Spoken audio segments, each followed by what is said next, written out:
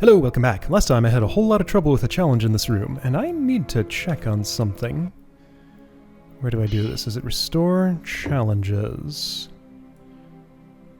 4N2E, really big cheese knife. So there's a Save the Trapdoors Part 1, got it. 4N2E, that didn't award. There were two different ways to interpret the scroll. Like either that B-throw moves on a turn that's a multiple of 5, or after he moves, it's then a turn multiple of 5. Which I guess, like, it must be the other way to interpret it because I don't currently have the challenge. So let's do room start. Yes. Let's get a better score on this. Oops, no, I need to. I got my sword. Okay, so I looked at the starting formation for this before I came here, and it was Pixie there, B-throw facing this way up here. So that means I do it this turn. I swap to the Pixie. I turn... No, wait. No, that's not right. No, it was that I... So the way I had done it was this. So I do those two. I turn, wait, swap. Go here. Bump. Wait, swap. Bump, move, tap. Swap, move, tap. Swap, tap, move. Move. That's off by 1. That's somehow different from what I did. How is that different? This one's gonna mess around for, like, forever. No it's not. Okay, so. Facing northwest. Turn, wait, swap. Bump. Swap there. Ah, okay. So I saved hitting this orb for later. Got it. Okay. So. Because yeah, I should have one more turn as I do this, compared to what I did. So it should be easier. So hit, swap, turn, wait, swap. Move, bump, swap. Move, tap. I guess like wait, swap. Tap, wait, tap, move. There we go. Okay, so that's in same number of turns that I had done it last time. There we go. Really big cheese knife. I don't understand what that means. Cheese knife. Is this the cheese that I was cutting? I guess? Apparently. Alright, so that's the actual challenge there. Okay, let's go here. Alright, so roach stalls. That opens everything. Why can't I just open this and kill all the roaches? Is this... Oh, they're on force arrows. Okay, didn't spot that at first. But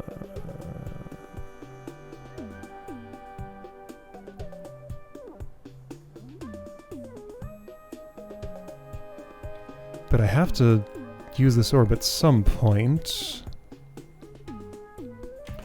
On the turn that I hit the orb... Hold on, they did start on their force arrows there. Nothing closes those back down. You're not standing on anything of interest. How can a pixie help me with this? Hold on, when I swap...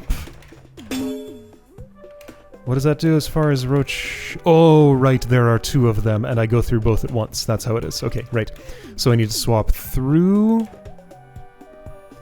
a pixie at the orb to one who is here.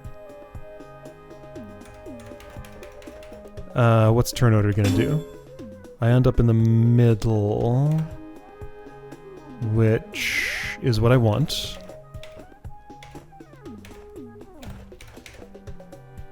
I think this will just kind of work. There we go. So if I face this way, swap through here, I will end up there. Therefore, when the roaches take their turn, they will try to go north instead of south. While swapping, I'll go via this orb. Roaches are still there, and using a trick that I learned earlier, I can step on a force arrow just fine, as long as I have a pixie friend to take my place and get trapped in my stead. So what? Does it bother you that you might be helping the bad guys? Am I? Probably depends on your definition of good and bad. Fairies tend to be more friendly towards humans than we are. We prefer to, you know, throw things at you and stuff like that. You haven't tried to do something to me so far, so why would I care? Alright. B throws true neutral. Good for him. Alright, yeah, and this is the shrine, as I thought. In the center. How fancy. Platforms. A roach doing something. Pressure plate off and on. Force arrow east, obviously. Looks like I need to stay in this row for some reason. While I escort you through there, because that toggle needs to be held. The pixie's going to help me kill this roach, finally. I think we're going to be swapping places back and forth to shuffle these platforms over... Wait, why do I even need to do that, though? Can't I just... Oh, you're in my way. Silly pixie. Alright, yeah, so I need to make sure not to, get pitted. Alright, well, I can do that. Can I? I think so. Yeah, sure. I think that's all this is gonna take. Seems simple. The point that's bothering you is another one though, right? Not sure what you're talking about. The obvious question, what will we do to the fairies once our power is restored? Would be through care. No matter who started this, the fairies hurt us badly. It's just natural that we want to get our revenge. I guess it is.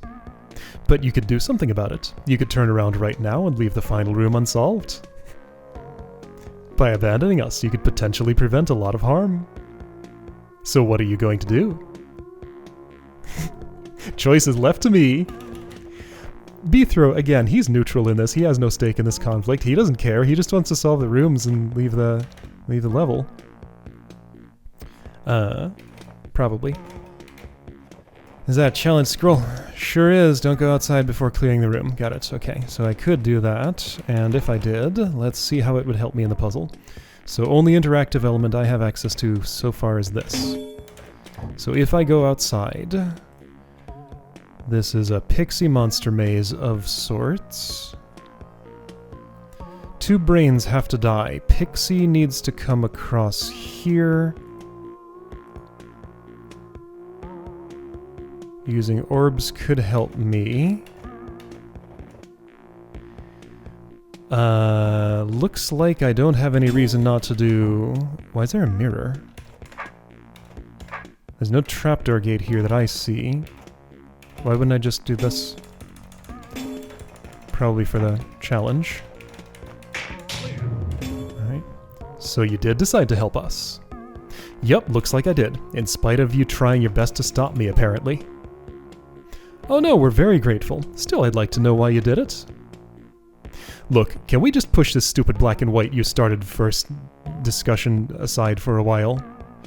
No matter what happened in the past, what those fairies did to you was clearly wrong. I'm all for punishment and self-defense, but you can't just punish a whole people for the actions of some. Huh. Either way, thank you, not a pilgrim, and good luck on your way. It was nice meeting you, but we'll have to start making plans for our revenge now. Okay, I get it. But before you actually do anything, can you at least think about my words? Sure, fair enough. Goodbye and thanks for everything. Giggle. Alright then. So, that'd give me exit level, but let's see what this would be like if I don't step outside. Interesting choice to have the seating beacons conditional on level clear instead of room clear. I guess that's one way to do it. Okay, so don't go outside. I'm gonna assume that means anywhere that's not within one of these two rectangles, right? So, in this case, I have to actually engage with the Pixie B-throw swap. Ah, and I see I have a time limit while Pixie here, so B-throw can only move for this long before swapping back. That's the mechanic. Got it. So in that number of turns, alright, so I can use a mirror to stop Pixie from doing something I don't like. I don't have the time to do that. If I do this, the trapdoor drops and I die.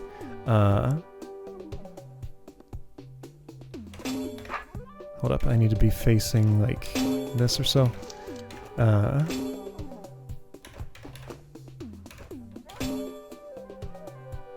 This helps me get a little bit more distance. If I could put the mirror... Yeah, like I can... it didn't get me any more distance, actually. Let's instead... Let's see.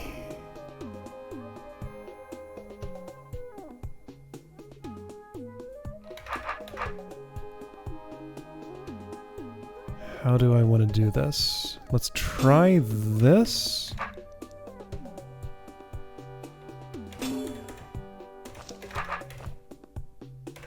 So then I can do that and get some distance, therefore be able to drop this safely. Alright. Then where do I want this mirror? Maybe here where this checkpoint is? Seems reasonable. Does it? Maybe here.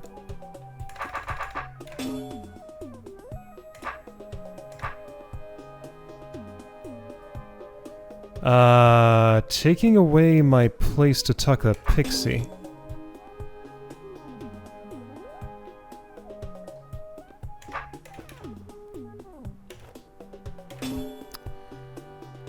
So now I would just be losing...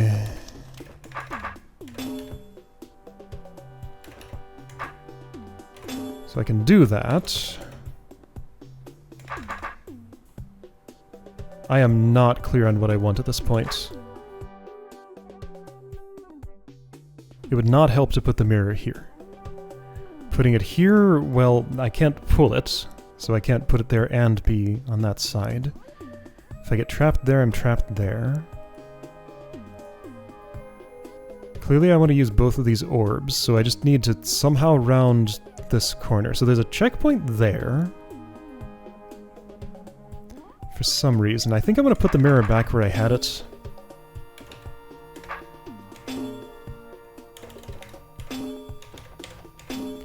Okay, yeah, like that's the best mirror spot I have at the moment. I can get like one better.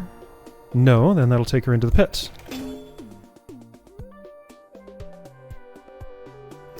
So if I do this... If I do this now, it does me no particular good. If I elongate that hallway... Well, that doesn't really make any sense. No, that just puts me right back where I was.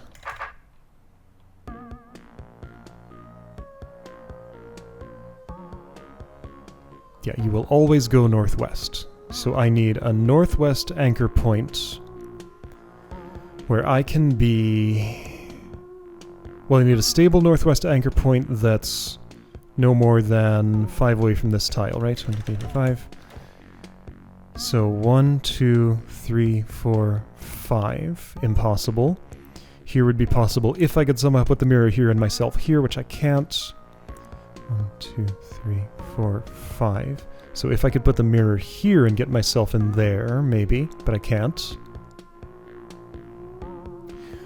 Alternately, is there some way to get just enough distance and kind of walk myself along? So hang on, if I were, say, here, with the mirror here, and I were facing southwest, I'd turn, that's 1, 2, 3, 4, 5, no good. So right now the only safe spots I have are here, and since the mirror is here, here.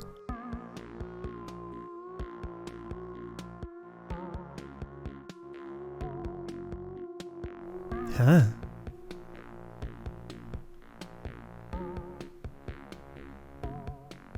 Maybe I didn't want to drop this trapdoor. No, this was probably to my benefit. I wanted to keep it there. And I can use that space once. That makes a lot more sense. So this is just sort of the mandatory tutorial trapdoor. But then this space is valuable, so I do want to move the mirror here, keep that trapdoor there, use up that space to get the pixie in here. Got it. Okay. That's what I desire. I know what I want now. Okay. And it's much more straightforward than whatever I was doing. Yeah, I don't know why I thought I wanted to drop that trapdoor. I made the observation there was no trapdoor gate in this room. Just somehow entered my mind that, hey, there's a trapdoor there. I probably want to drop it.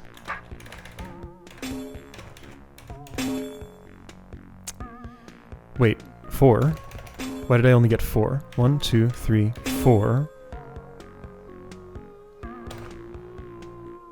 4.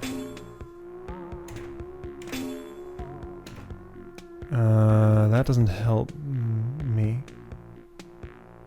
Did I want the mirror one more in? Maybe I could get the mirror one more in. I probably could. I totally could. If I face this way, go here, do this, there we go. Yes, that's good. Okay, go here, do this. Pixie is safe there. I have one more turn. So it's only 4 steps on the Pixie side, 5 on the Bethro side. Okay. Obviously there's a reason for this. Presumably I can't make it in here. I cannot. Okay, so this is my stop-off point. And I mean, this just has to work, because otherwise the room just is impossible. Alright. Oh, but I need to retoggle that. Got it. 1, 2, 3, 4. Great. Alright. And then... don't I have a problem? No. Because now Pixie follows. Oh, that's fine. Somehow I pressed special command instead of wait. 2, 3, 4. 4. Now you're forced to do, no you're, yes, of course you were, because you couldn't go northwest. Okay, so that was a ratcheting action. I can do this. And you get there to those brains. There we go. Stab, stab. Save the trapdoors, part 1. Alright then. Okay, I did it. Level clear.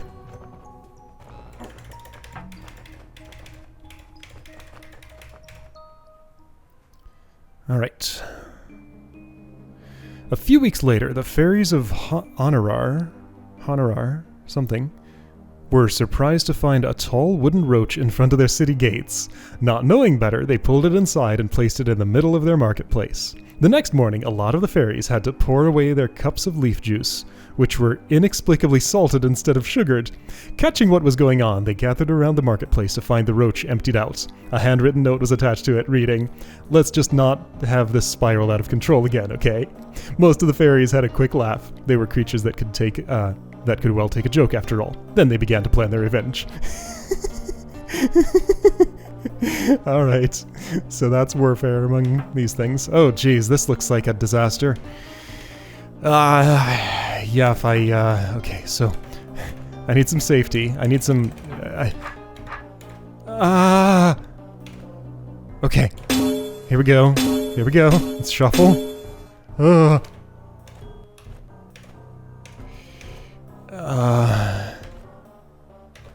Okay, I can manufacture safety here. As long as I don't step out of this row. Now, let's see, if these are brained, then can you just be my walls and I not have to teleport? Not quite. Gonna have to teleport, alright. Although, that moved differently, and now I'm... well, now a pixie came. So if I want to teleport and do it like that, I guess I'll... I don't know. I guess I can keep stabbing roaches, but at some point that's going to catch up with me. At this point, right? No?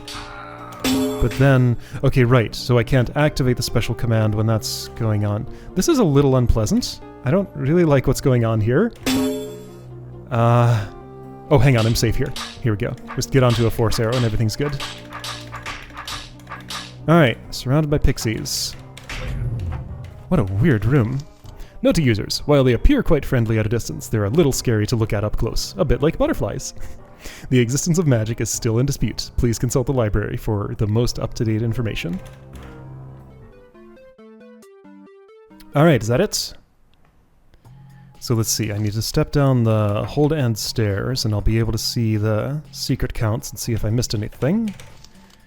Ahead, super duper time portal, TM. Use with caution. Alright. Super duper time portal instructions. Choose an object or creature to bring with you. Push the button to activate the portal. Step inside. Wait, hold on. Okay, there's more going on here. Choose an object or a creature to bring with you. Push the button to activate the portal. Step inside. Take nothing with you and go it alone. No. On second thought, maybe I'd better not. There are no checkpoints in this room. There are no checkpoints in this room. There's probably one here. Okay.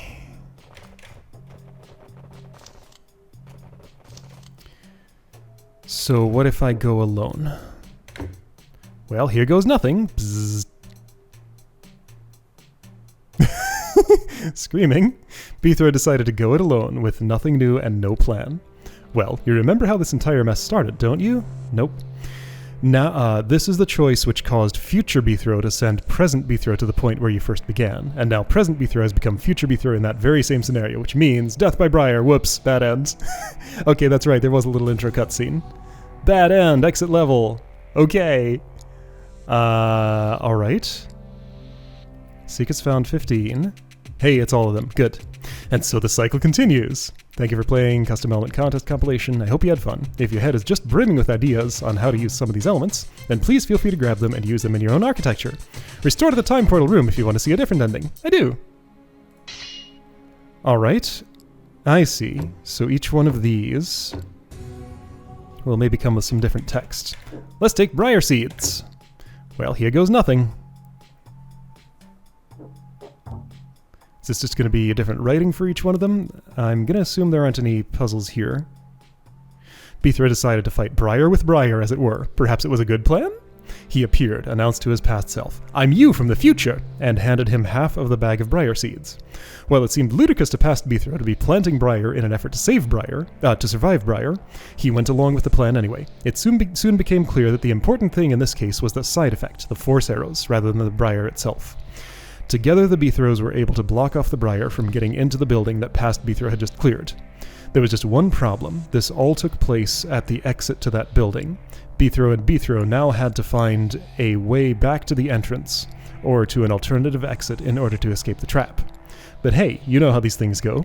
There were puzzles all the way along that required two people to solve, and now that Bethro had Bethro with him, he was able to solve them just fine. Okay, end. Okay, end. Alright, let's stay tuned for the adventures of Bethro and Bethro, or maybe don't.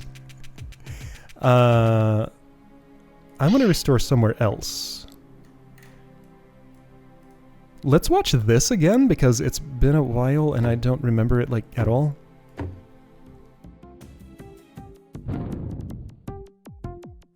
Bethro, I'm you for the future. There's no time to explain. Outside a castle or whatever. I don't think I noticed that the first time. Met something really bad. Bunch of briars about to appear right here. I'm going to mess everything up. Yes. Place where you can go to the future and the past and other places and even be other people. I was someone else. I was however many a horticulturalist.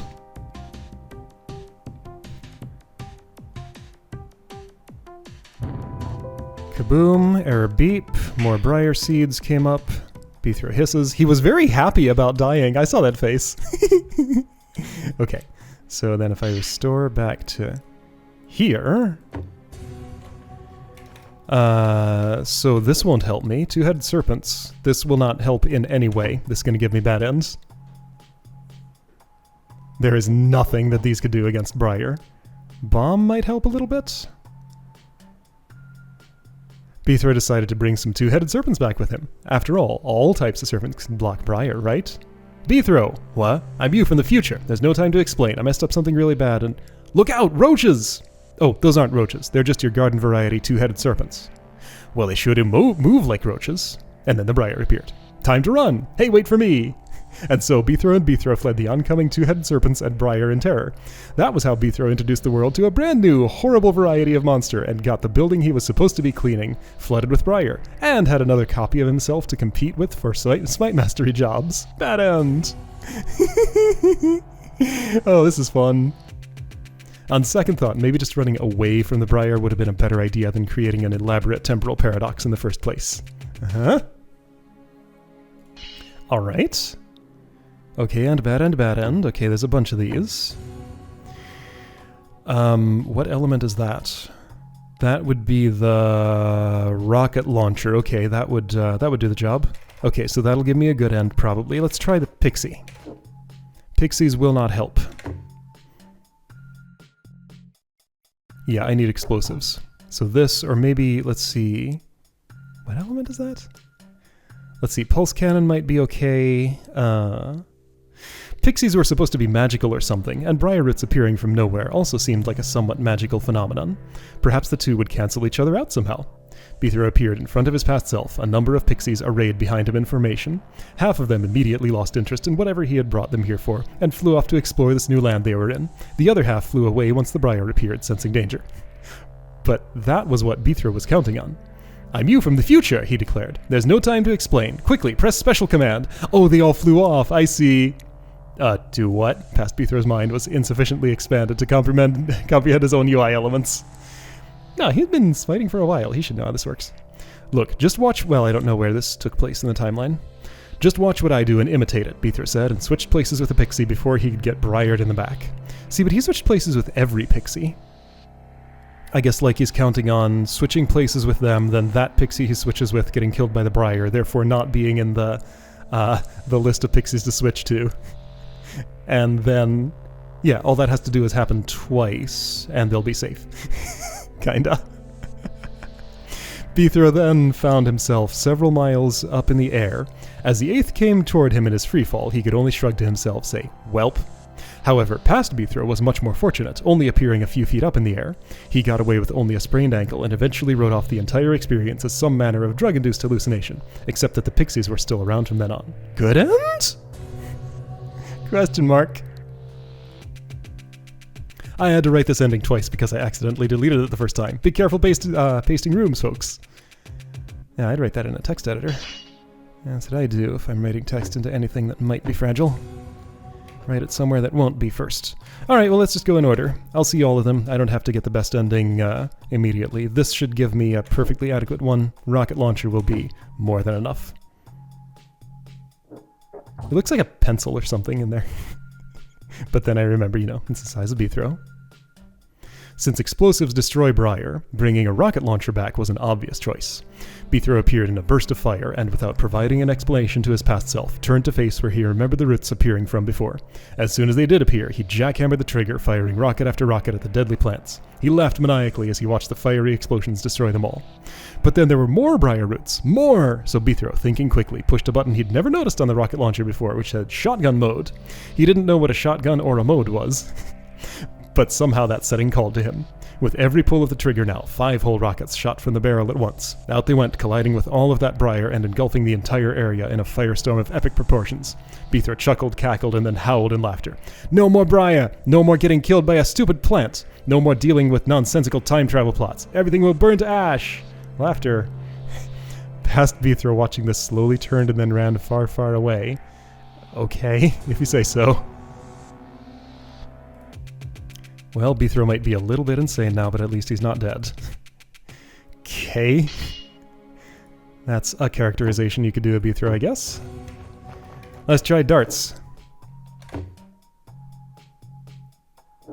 This will help nothing. Bithro brought along a whole lot of Unidarts, hoping that they would somehow help with the Briar problem. Their interaction with Briar certainly hadn't been covered in a level about them, so who knew? Maybe they destroyed us. After he appeared, he threw several eastward darts right away and watched, as the Briar simply consumed them like it does all characters, even invulnerable ones. Oops. However, there was still plenty of time for Bithro and his past self to run inside the building and use this impressive new tool to solve some puzzles, which resulted in an elaborate series of doors shutting, closing the Briar off from killing them and or flooding the building. And they were even able to find an exit elsewhere too. Hey, so DROD continued. Okay, end. That one's cool. Bithro still didn't make his commission for clearing the building, since he did leave a moderate portion of it flooded with Briar, but at least he had some sweet new toys to play with, I guess? Is there an actual good end in here? Maybe. How about leeches? These won't help in any way.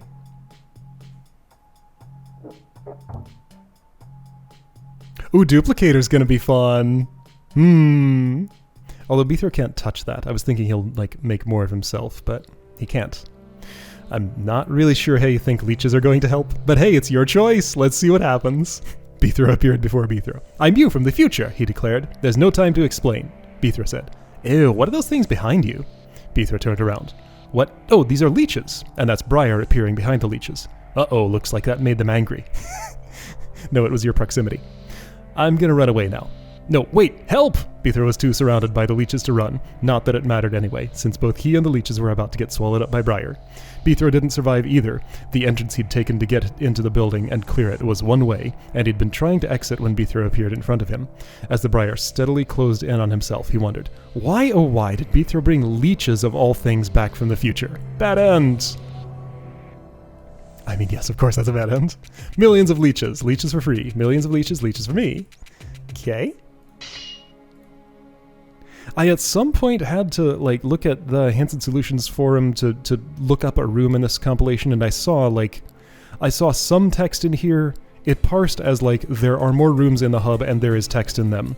I didn't remember that this was what the text said, so this is what I know about this. So I guess it's just one of these for each ending. So I tried darts. Let's try the net. I can't imagine how this would help, but maybe Zindaris' creative writing will find a way. There was no way all that Briar would be caught in that one small net Bithro had grabbed, but he had a different, better idea, he thought. As soon as he appeared before his past self, Bithro ran up and without explanation swung the net. He caught his past self in the net, and while he struggled, Bithro booked it to the north, making to go around the castle and get both of them away from the Briar before it could consume them. Eventually Bithro did escape that Briar, but the whole countryside east of the castle was still covered by it. Nobody had any explanation for why it had appeared, although some fringe groups in the Empire insisted that it had something to do with improper tachyon net usage. He let himself go once they were safe, and Bithro thanked Bithro before they went their separate ways. Before long, however, they met again. Future Bithro, having given up his sword for the net, decided that it would be best for them to team up. They were a very effective smite mastery duo. Well, that'd be neat. Switch characters, each one with a different tool. But hey, have you ever imagined hanging out with yourself for long periods of time? I have. Well, let's not get into that right now. It's probably really annoying. It certainly was for Bithro and Bithro. I don't know, I think I'd get along with myself pretty well. Bithra from the future just wouldn't stop making net puns. If he mysteriously disappeared down a pit one day, nobody would blame past Bithra. But you don't disappear down a net when you release something from a net. It just floats above the pit. Anyway. Alright, let's try Bombette. She'll be only slightly helpful. Less so than the rocket launcher. Since Bombette was capable of creating explosions, she seemed like the perfect partner to help both Bithras survive the Briar Apocalypse. It turned out that, when spoken to kindly instead of provoked, she was extremely cooperative, willingly running up to all that briar and blowing it up over and over again until it was all gone. Hey! However, after that she threw a tantrum and blew up a bunch of walls that really should have stayed intact, causing the castle Bithra had been on his way out of to collapse in on them. Future Bithra narrowly escaped with his life. Past Bithra didn't make it. Bithra swore to uphold his own legacy thereafter, and to get revenge on that living bomb if she ever showed up again. So that's why, if you do see Bombette somewhere else, you won't ever see Bithra trying to negotiate with her or anything. Okay? At least there's still a chance for Tendry to actually befriend her. After all, a hothead like that is sure to fit in with Twinen culture. Sure, why not? I mean, he befriended Roach. He's good with that sort of thing. Alright, hockey puck. There was no heat in that room, so these won't help in destroying Briar. They'll pretty much do nothing. The humble hockey puck, as strange as it may seem, is quite powerful against all kinds of vegetation and tar stuff. Bithra decided that a big bag of them was the perfect solution to his Briar problem. He appeared in an explosion right in front of his past self. "I am you from the future," he declared as he turned around and started tossing pucks to the ground. "There's no time to explain. Just get over here and start hitting these pucks in the direction of all that Briar." Past Bithra, of course, was naturally confused, but Bithra had a certain tone of voice he used, especially with his nephews, when he believed what he was saying to be vital to survival, and he recognized that tone in Bithra's voice, so he marched up to the pucks and started swinging. The pucks sailed through the Briar, burning it to ash. I guess there was heat in that room. More Briar came, and more pucks were thrown. Together the two Bithros fought long into the night against the encroaching Briar, until finally every last root was vaporized. Phew, the horror finally over, the two Bithros shook hands and went their separate ways, happy and relieved to have survived. What they didn't know, however, was that every puck kept going, forests and villages were burned up by the unstoppable projectiles in a disaster of untold scope all across the entire 8th. Many people died.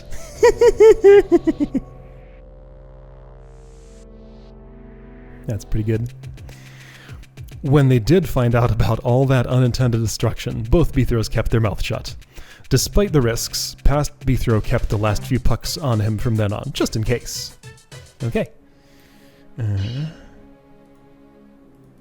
Next. Pulse cannon. This one should be pretty good.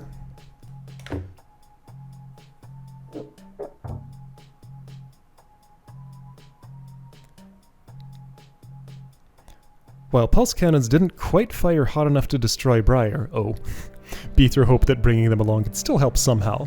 When he appeared in the past, Bithro quickly shouted, "Move!" for the pulse cannon directly behind him was pointed straight in the line both he and his past self were on. They moved in opposite directions, north and south, quickly getting out of the lines of fire, and by the time they were done doing that, the Briar was already there. Past Bithro ran away, seeing little profit in sticking around with so many deadly things about, and future Bithro was left to try and activate all of the pulse cannons he could at once, in hopes of concentrated fire taking out some of the roots. Unfortunately, the only way to make them fire was to stand in their targeting range, so he danced around in front of them frantically in the effort. Ultimately, this resulted in the destruction of a few roots, but not nearly all. He succeeded only in securing an escape route for his past self. Past Bithra ran frantically away from the Briar and laser-ridden scene, until he got all the way back to Dugandy. That was when he realized, "Tar, I never got paid for that job, and the whole place is probably covered in Briar now." So in some of these past Bithro escapes, and some of them future Bithro escapes, what you really needed was a ray gun, or perhaps a true ray gun cannon. Too bad those weren't an option, eh? And I think there were some of them where neither of them escaped, and sometimes both do.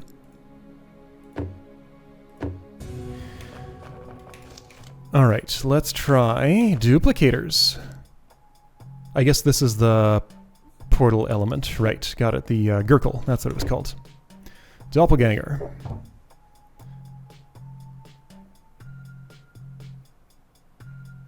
Bithra brought back with him an entire army of doppelgangers and traded his sword for a pickaxe along the way. Don't worry about how he managed that in between the cutscene and now. This totally makes sense, I promise.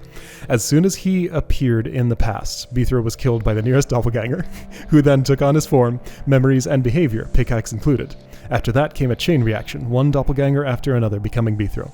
Past Bithra could only stand agape as a chorus of 50 or 70 voices cried out all at once. "I'm you from the future! There's no time to explain!" Then they all turned around and began chopping up the briar as soon as it appeared, making quick work of every last root in their uniformity of intent and mind. The army of false Bithros then continued marching forth, heading for the nearest country to take it over for themselves. Past Bithra was left behind, still staring on in shock even as the last of them vanished over the horizon. As soon as he appeared... Okay, so this is future Bithra here. Budkinry, as it came to be called, was a very bizarre kingdom. It basically cornered the market on smite mastery because every citizen was the best smite master in existence, able to take down even a slayer. The real Bithra survived, but was left with mental scarring and had to change careers to a full-time restaurant owner and cook. Okay, ends. Wow. As far as I understand, all those Bithras are, strictly speaking, still doppelgangers. But hey, you and I both know that being a Bithro is way more fun than being a roach or brain or something anyway. Alright.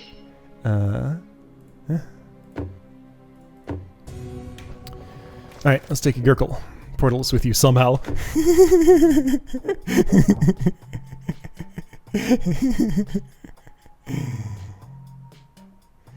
Bithra wasn't really sure how he was going to bring those portals along with him, but since there was the distinct possibility that he and his past self could both simply step into one and instantly escape all that briar, he figured he had to at least give it a try. Somehow or other, his stubbornness worked out, and a portal appeared in the space between the two of them when he exploded into existence in the past. "I'm you from the future," he said quickly. "There's no time to explain. Step on this weird tile right away." Okay, past Bithro, sensing the urgency in his other self's voice, followed him into the portal. The two of them escaped all that briar safely, but soon discovered that the other end of that portal led to a totally unfamiliar place. The vegetation was strange, the monsters were all big furry animals instead of various manner of giant vermin, and the humans they eventually found spoke a strange backwards sort of language compared to their own. They were eventually able to puzzle out this language, and found out the world they were now on was known as the Fourth, with twice the 8th landmass.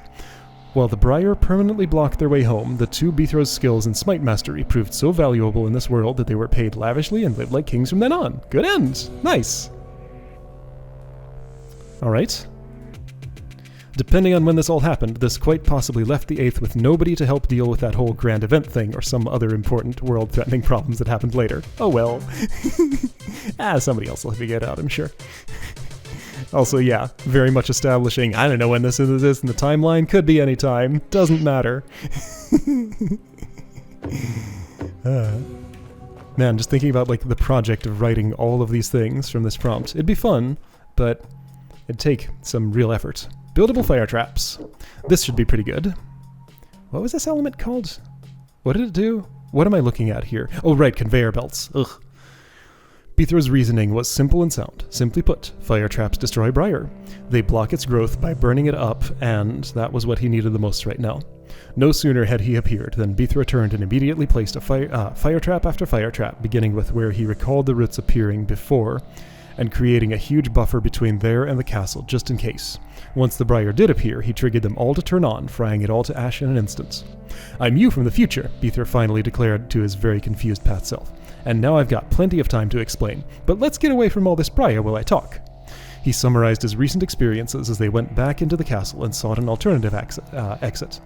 Past Bithro didn't believe it all, of course, but there was at least some evidence of truth to it all.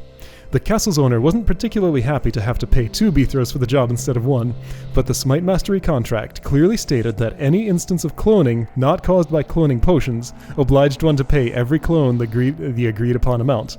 And anyway, they had done him the extra service of protecting the building from all that briar. Gotta make sure you get all these clauses in here.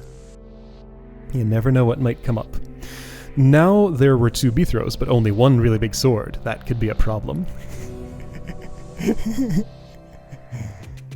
They eventually agreed to trade off and do every other job, with the Bithro who remained in Dugandy running the grill and cooking roach burgers instead. Neither was entirely happy with this arrangement, but both being the same person, they agreed that it was the best they could do. That is, at least until they could afford to buy another weapon. Sure. Alright, last one. Explored 97%. This is last one, right? Probably. I should definitely check my explored count in case there are, like, non-puzzle rooms hidden in somewhere, because at least one entry did have those. Take conveyor belts with you somehow!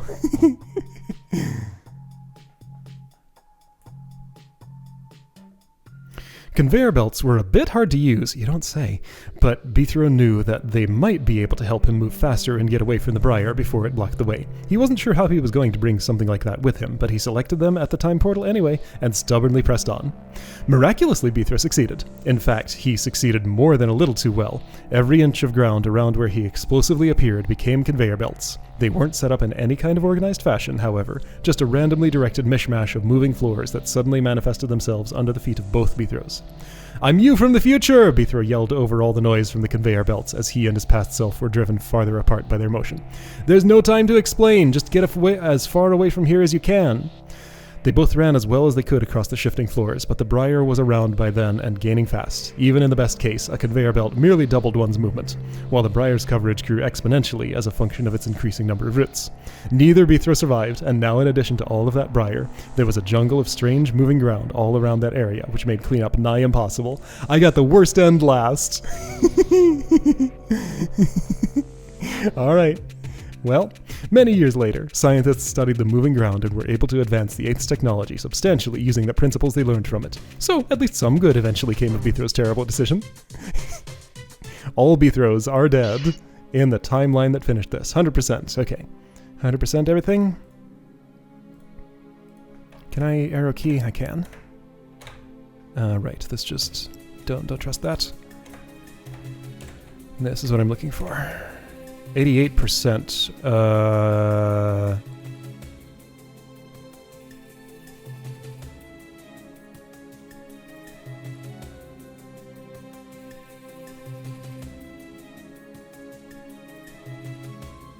Are you sure about that?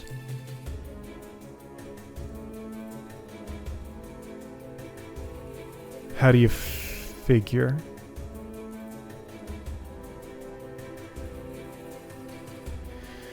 Well, that's bothersome. I might have to check the editor for this because it's extremely unclear where I would...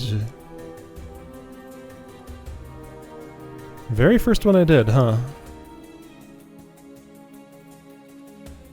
But like, this is impassable, this is impassable. This is impassable. I guess I'm looking for cracked walls somewhere. But no, Bithro didn't have his sword during any of this. Right? Well, no, he did during this room. No access to walls here other than here and here.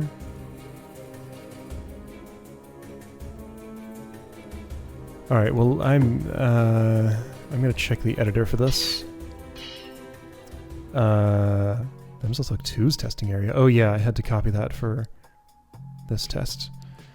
The Custom Element Contest Compilation. That familiar feeling. There's an extra room here? Okay, so this must just be, like, telling me about stuff.